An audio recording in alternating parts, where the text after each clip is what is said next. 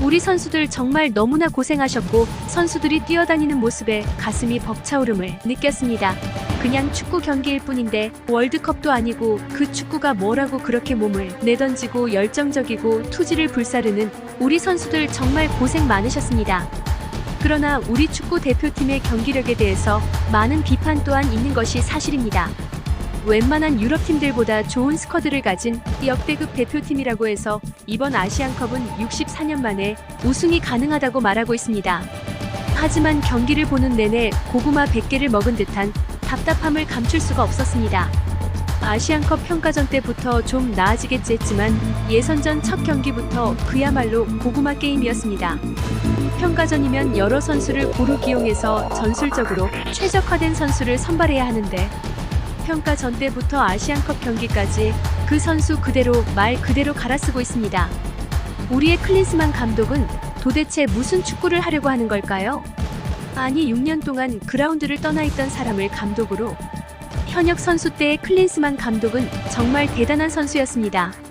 하지만 독일 국가대표 바이른 뮌헨, 미국 국가대표 헤르타 베를린이라는 독일의 프로팀 감독직을 이행하면서 최악의 성적을 거두고 경질되고 스스로 감독직을 내려놓은 이후로 6년 동안 운동장을 떠나서 있던 사람이었습니다.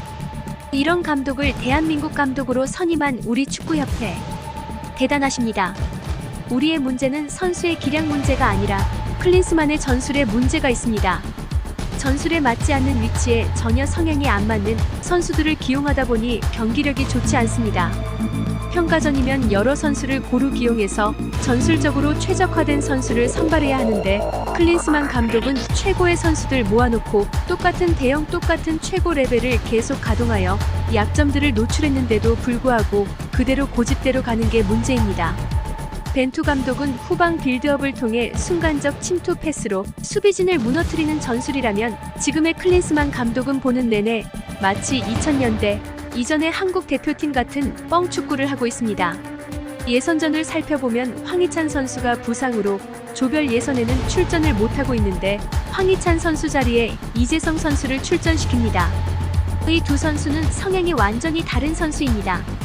황희찬 선수는 빠르게 박스 안으로 침투하고 1대1 경쟁을 통해 수비에 균열을 가하는 선수이고 이재성 선수는 공을 주고받고 공간을 창출하고 공을 던져주는 성향의 선수입니다.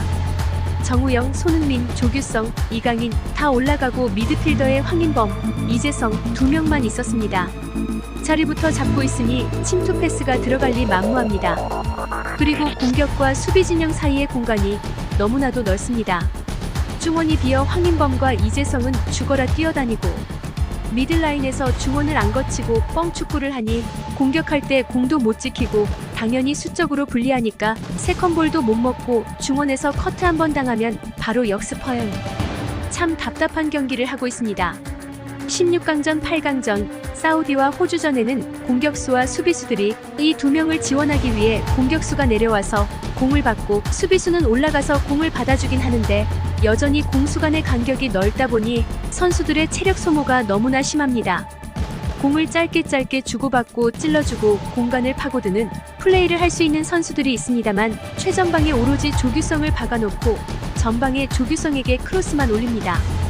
조규성은 미들라인에서 주고받고 침투하는 스타일도 아닌데 그런 플레이를 원하고 그러면서 공격수는 미들라인에서 주고받고 침투하는 선수도 없이 자리부터 잡고 서서 공을 받다 보니 맥이 끊기고 공간 창출을 위해 돌아 들어가는 선수도 없고 서령우 선수가 침투를 시도해도 중원에서 패스가 들어가질 않습니다.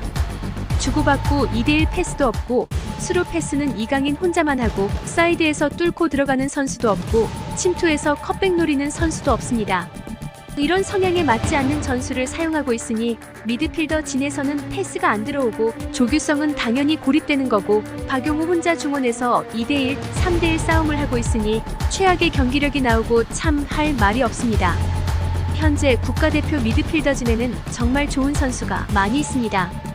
그런데 유기적인 패스 플레이가 가능한 미드필더 자원들을 전혀 쓰고 있지 않습니다. 부드럽게 진행된 패스가 거의 없다 보니 맥이 끊기고 경기를 보는 내내 가슴이 답답한 경기를 하는 것입니다. 클린스만 감독은 평가전과 조별 예선에서 똑같은 문제점이 반복되고 있는데 이 문제점을 고치질 않고 있습니다. 심지어 예선 마지막 경기에는 로테이션도 없었고 카드 관리도 없었습니다. 두 번째 조별 예선 경기를 할 때 경고를 일부러 받아 경고장을 없애버려 쉬게 하거나 아니면 경고를 받은 선수는 쉬게끔 하는 관리조차 안 했다는 것입니다. 선수가 만약에 부상으로 빠지거나 경고 누적으로 없을 때는 그 폼의 전술을 변화하든 대형을 바꿔야 할 텐데 그걸 그대로 둔 상태에서 선수만 갈아 끼워 출전시킵니다. 그렇다고 수비 진영도 견고하게 지키는 것도 아닙니다. 윙백이 올라오면 누군가는 내려가서 빈자리를 채워줘야 하는데 그런 연계 플레이에 대한 도전 자체를 하질 못합니다. 미들라인의 숫자가 부족하니 내려가서 공을 받아줄 사람이 없습니다. 빈 공간이 나오고 역습 때마다 오로지 김민재가 죽어라 달려가 막아내는 게 다입니다. 클린스만 감독은 오로지 전방에 조규성에게 크로스 아니면 강인하 좀 해줘요. 손흥민 한방 해줘요. 황희찬 뚫어줘요. 김민재 막아줘요. 좀 해줘요 전술을 쓰고 있습니다. 클린스만의 지금 전술은 공격 자원도 못 써먹고 미들라인도 못 써먹고 수비진도 쓸데없이 뛰어다니게 하고 아주 이상한 전술을 사용하고 있습니다. 각자 다른 성향, 선수들의 성향에 맞지 않는 옷을 입히는 바람에 공격진, 수비진 모두 손해보는 경기를 합니다. 이번 4강전은 반드시 약속된 전술이 있어야 합니다. 또 전술을 이행하기 위해서는 체력이 있어야 하는데 우리에겐 남은 체력이 없습니다. 우승을 위해서라면 우리는 모험을 감행해야 합니다. 즉 로테이션을 돌려야 합니다. 어차피 우승이 목표라면 이번 4강전에서는 반드시 로테이션을 돌려야 결승에서 좋은 경기가 가능합니다. 이미 두 차례 승부차기와 연장 혈투를 펼친 선수들은 체력이 바닥이 나 있습니다. 4강 상대인 요르단과 전반전을 뛰고 나면 정말 몸이 천근만근 될 것이 뻔합니다. 우리 대한민국은 요르단에게 한 번도 패배한 적이 없는데 정말 이번에 자칫하면 패할 수도 있습니다. 3일 4일 쉬었다고 이전의 체력으로 누적된 체력 소모가 있어 절대 돌아오지 못합니다. 이건 정신력으로 해결할 문제가 아닙니다. 어찌어찌해서 요르단전을 승리로 이끈다 해도 결승은 이란이 올라올 것이 예상되기 때문에 쉽지 않을 것입니다. 만약 이번에도 로테이션을 안 돌리고 전술 같지 않은 전술로 또다시 선수들을 갈아쓴다면 96년도 아시안컵 대회 때 이란과의 8강전에서 전반전을 2대1로 이기고 있다가 후반전에 5골을 먹혀 패했던 경기처럼 체력이 안 돼서 처참하게 패하는 경기가 나올 수도 있습니다.